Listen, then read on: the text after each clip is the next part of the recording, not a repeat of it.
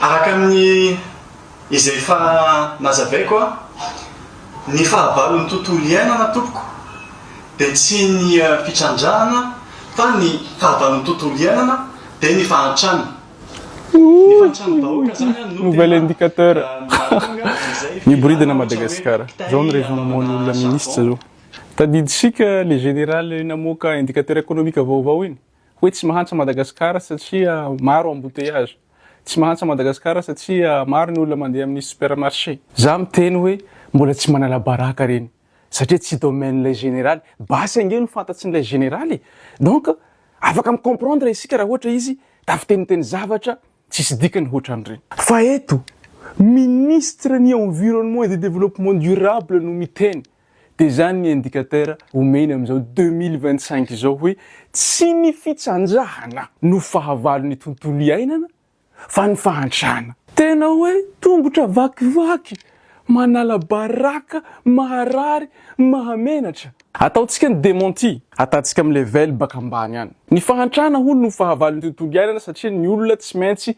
hanapaka hazo anaovana charbon. Ore olo fanga Madagasikara hatramin'izay efa nampihatra politika zay ahafahan'ny vahoaka mahandro amin'ny alalan'ny fitaovana hafa ankoatrany hoe charbon. Sa satria Toliara malaza fa maro olona mahantra dia zay mahatonga an'le raisonnement. Na olona ao Antananarivo ane tsy mahantra fa mampiasa inona? Mampiasa gaz ve? 4% ny vahoaka ao Antananarivo mampiasa gaz. 4% ny vahoaka eraky Madagasikara mampiasa fatana mandeha amin'ny courant.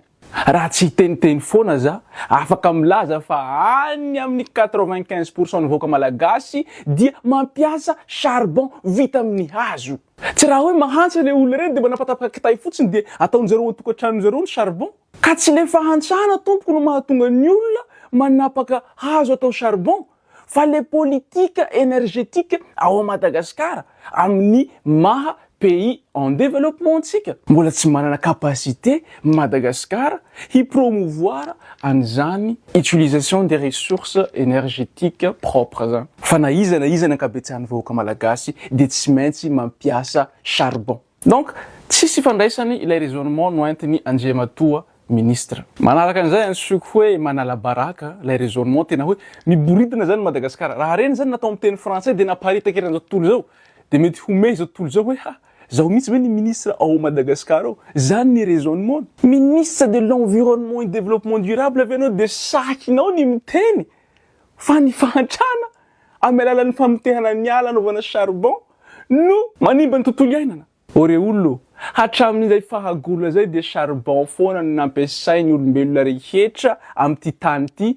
anaovana source d'énergie. Fa tsy mbola nisy problème climatique eto amin'izao tontolo izao. Mbola tsy nitsanga zany problème environnemental zany. Mbola tsy nanaitra ny firenendehibe hoe efa mihapotika ny tontolo iainantsika, mila mampiasa politika tsika hanarenana an'io. Fa fantasin'ny Andriamatoa le ministre avy eo nanomboka tamin'ny oviana no tsapa fa mihapotika ny tontolo iainantsika. Manomboka tamin'ny oviana ny firenendehibe no nanomboka ny asa saina amin'izany resaka changement climatique izany.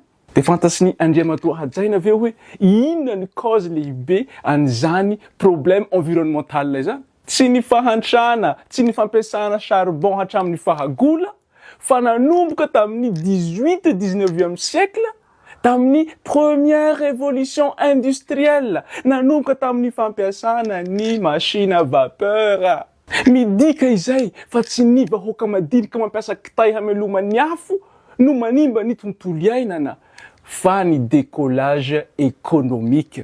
Rehefa isika miroso makany amin'ny industrialisation, izany no cause lehibe nahapotika ny tontolo iainana iainantsika. Izay zavatra hazavaiko zay raha mba nianatra le olona voatenjy ho ministre ny tontolo iainana sy ny fanjosoana lovainjafy dia fantany ny antsoina hoe la courbe des cousinettes environnementales. Mbola mahantsa ilay firenena tsy de hita loatra ny voka-dratsiny izy eo amin'ny tontolo iainana.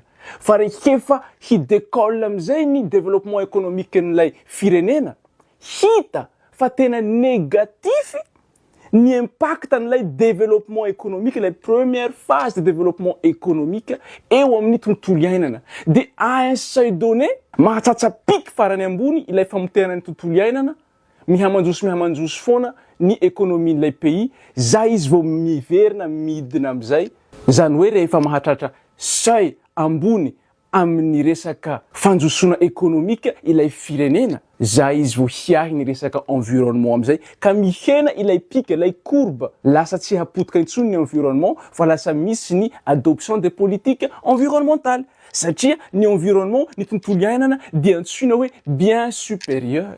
Teraka am'izay ny conscience environnementale, de zay mahatonga ny mampiasa ny reto politique environnementale, ETS, taxe carbone sy ny sisa, zay tsy mahazo ny katsika amin'ny pays africana satria tsika mbola tsy ao anatin'izay phase de développement izay. Hazavako tsy zavatra zay na dia hoe terme technique mety tsy ho azontsika. Mba hanaporofoko amintsika fotsiny fa manala baraka re. Ny maheno olona ambony ao amin'ny firenena ministre manao raisonnement hoatran'izany. Raha te hanaporofo an'izany tsika, tapeonareo amin'ny internet hoe courbe de Kuznets environnementale. Maro ny article économique manaporofo an'io, tena nanaovana étude empirique io fa tsy théorie ambava fotsiny. Zay anasana ny Andriamatoa le ministre sy ny comité-ny ao mba hamaky article mahakasika an'izany, am'izay nareo manaraka mba miteny zavatra misy dikany. Eritseretinareo ange ny ministre atsika invité amin'ny rencontre internationale de zany ny zavatra teneny eo mason'olona eo hoe ny fahantrana ny fahavalon'ny tontolo iainana fa tsy ny fitrandrahana. Ny fitrandrahana nge reto mampiasa machine, industrie ou industrie extractive, industrie minière.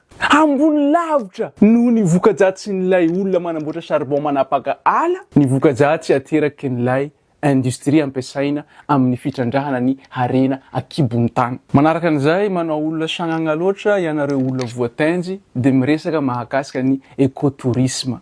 Mais on n'est pas bête. Ino ny écotourisme ho teneninao? Mba hifanolalin'ny ny Andriamatoa le ministre ve hoe ahoana ny possibilité, ny faisabilité an'izany projet na écotourisme atao any amin'ny ala lamikea zany. Efa ela nge io ala io no misy, fa mba firy ny olona mahafantatra azy. Zao officier-ny base tulaire zao mba hafantaran'olona hoe kay maro baobab any. Fa izany fandehanan'olona rehefa te hijery baobab, any amin'ny allée des baobab any Morondava any. Satria maninona tsy voakolokolo ilay ala lamikea zay tena feno baobab, feno zavatra mahafinaritra. Ka tsy anjoany anareo vokely hiteny an'izany projet d'écotourisme any amin'ny ala lamikea zany. Manaraka an'izany, raha misy zany firy ny revenu haterakin'izany eo amin'ny population locale. Ampitahao zay revenu mety eritseretinao haterakin'izay projet n'écotourisme zay amin'ny revenu traditionnel iainan'ireo olona reo hatramin'izay. Ohatra fotsiny ny resaka fambolena, satria ny resaka mahakasika ny biodiversité sy écosystème ny Andriamatoa hajaina ka eritseretiny fa biby sy ala fotsiny zany resaka écosystème zany. Manandanja ao amin'izany écosystème zany tompoko ny tany, ny qualité-ny tany.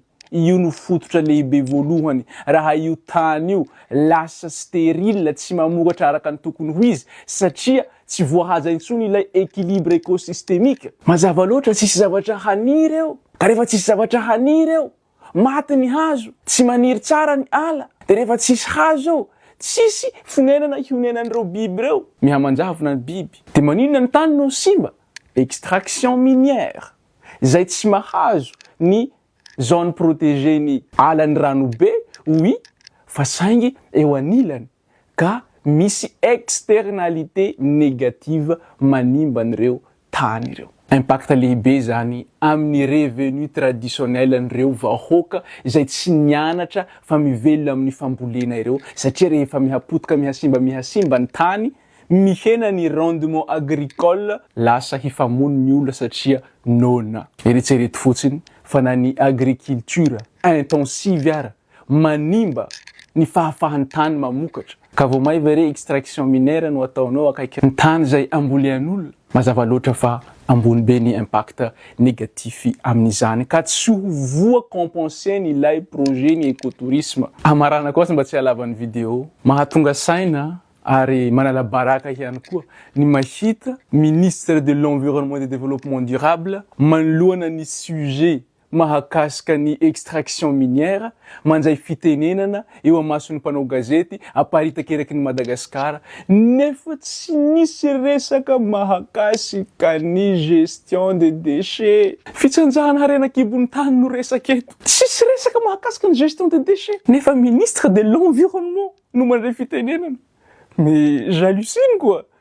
tena trop le izy. Bon bref, ny resaka mahakasika baobab izy asiana hono ny compensation zany hoe asiana hoe absence de perte écologique. Ianao ve ny lohany ao Madagascar ao zany resaka environnement zany de mba tsy hainao zany notion de séquestration de carbone zany.